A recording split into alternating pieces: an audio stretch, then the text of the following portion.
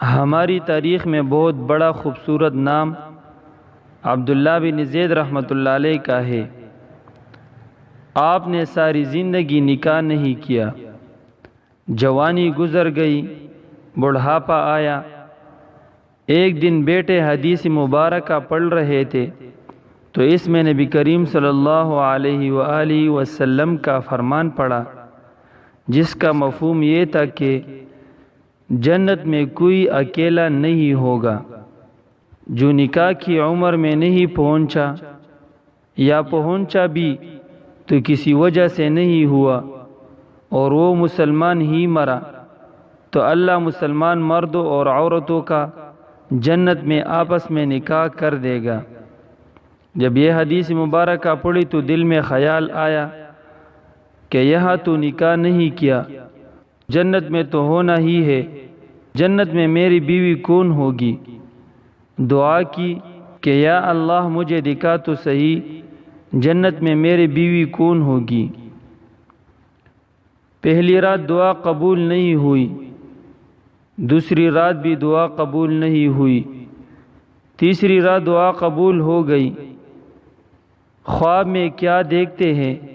کالے رنگ کی عورت ہے، حضرت بلال حبشی کے دیس کے رہنے والی ہے، اور وہ کیا کہتی ہے کہ میں میمونہ ولید ہوں اور میں بصرہ میں رہتی ہوں۔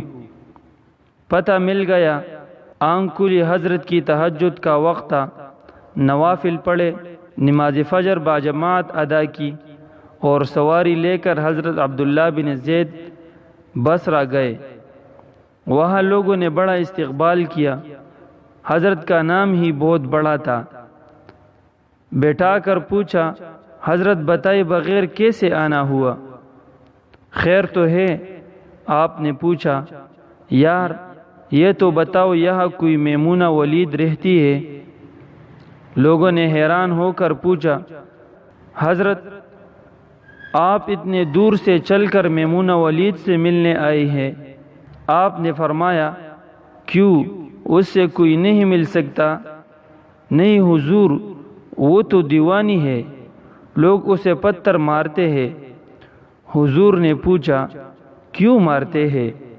حضور، کام ہی ایسے کرتی ہے، کوئی رو رہا ہو تو اسے دیکھ کر ہنسنے لگتی ہے، اور کوئی ہنس رہا ہو تو رونا شروع کر دیتی ہے، اور وہ اجرت پر پیسے لے کر لوگوں کی بکریاں چراتی ہے۔ آج بھی وہ ہماری بکریاں لے کر جنگل میں گئی ہے، آپ آرام فرمائے، عصر کے بعد آ جائے گی، آپ مل لیجئے گا۔ حضرت نے فرمایا، عصر کس نے دیکھی ہے؟ کہاں ہے وہ؟ کس سمت گئی ہے؟ لوگوں نے کہا، حضور جنگل نہ جائے، بہت خوفناک جنگل ہے۔ آپ نے فرمایا، بتاؤ کس طرف گئی ہے؟ لوگوں نے بتا دیا۔ آپ فرماتے ہیں کہ میں نکل گیا۔ جب میں جنگل گیا، واقعی خوفناک جنگل تھا، جنگلی جانوروں کی بھرمار تھی، قدم قدم پر کوئی نہ کوئی چیز کھڑی ہے۔ آپ فرماتے ہیں کہ قربان جاؤ اس عورت کی مردانگی پر، وہ اس جنگل میں کس طرح بکریاں چرا رہی ہے، شیروں نے اس کی بکریوں کو ابھی تک کھایا نہیں، اتنے درندے ہیں، سارے مل کر حملہ کر دے تو کیا کرے یہ اکیلی عورت، کس کس کو روکے گی؟ خیر، آپ فرماتے ہیں کہ وہ جگہ جہاں لوگوں نے مجھے بتائی تھی، میں وہاں پہنچ گیا۔ جب میں وہاں پہنچا تو منظر دیکھ کر میں حیران رہ گیا۔ دو حیران کر دینے والے منظر تھے۔ پہلا، میمونہ ولید بکریاں نہیں چرا رہی تھی، بلکہ اس جنگل میں جائے نماز بچھا کر نوافل پڑھ رہی تھی۔ پر بکریاں چرانا تو بہانہ تھا، یہ تو بہانہ تھا کنارہ کشی کا۔ لوگ یہی سمجھتے تھے میمونہ سارا دن بکریاں چراتی ہے، لیکن میمونہ بکریاں نہیں چرا رہی تھی۔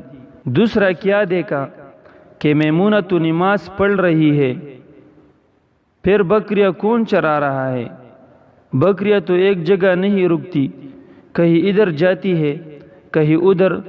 آپ فرماتے ہیں کہ میمونہ نماز پڑھ رہی تھی اور شیر بکریاں چرا رہے تھے۔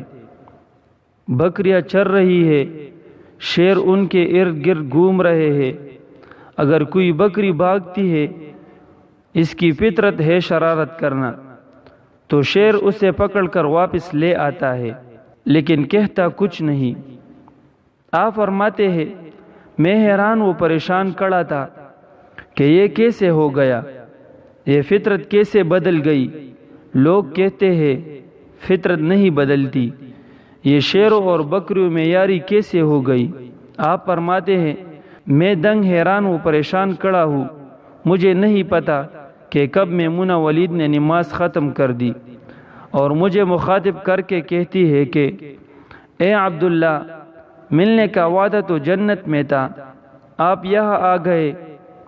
آپ فرماتے ہیں میں حیران رہ گیا، اس سے پہلے تو ملاقات بھی نہیں ہوئی، تو حضرت میمونہ ولید کو میرا نام کیسے پتہ چل گیا؟ تو آپ فرماتے ہیں کہ میں نے حضرت میمونہ ولید سے سوال کیا، اس سے پہلے ہم ملے نہیں، ملاقات نہیں ہوئی ہماری، تو میرا نام کیسے پتہ چلا؟ آپ کو تو جواب کیا ملا؟ حضرت میمونہ ولید فرماتی ہے عبداللہ، جس اللہ نے رات کو تجھے میرے بارے میں بتایا ہے، اسی اللہ نے مجھے آپ کے بارے میں بتایا ہے۔ آپ فرماتے ہیں کہ جس چیز نے مجھے سب سے زیادہ حیران کیا وہ یہ تھا کہ یہ فطرت کیسے بدلی۔ میں نے حضرت میمونہ ولید سے پوچھا آپ یہ تو بتاؤ، یہ شیروں نے بکریوں کے ساتھ یاری کیسے کر لی؟ یہ تو غذا ہے ان کی، اگر شیر بکریوں کے ساتھ یاری لگائے گا تو کھائے گا کیا؟ یہ معاملہ کیسے ہو گیا؟ تو حضرت میمونہ ولید فرماتی ہے جب سے میں نے رب سے صلح کر لی ہے، اس دن سے ان شیروں نے میری بکریوں کے ساتھ صلح کر لی ہے۔ ہم سب بھی صلح کر لے، یاری لگا لے، کہیں دیر نہ ہو جائے، رب کے ساتھ اپنا تعلق مضبوط کر لے۔ کتنے سال گزر گئے، ہم نے کوئی اللہ کی بات مانی، لیکن وہ کھلا بھی رہا ہے، پلا بھی رہا ہے، دکھا بھی رہا ہے، سنا بھی رہا ہے، سلا بھی رہا ہے، جگا بھی رہا ہے۔ نماز پڑھیے، اللہ کی یاد میں زندگی بسر کرے، یہی حقیقی کامیابی ہے۔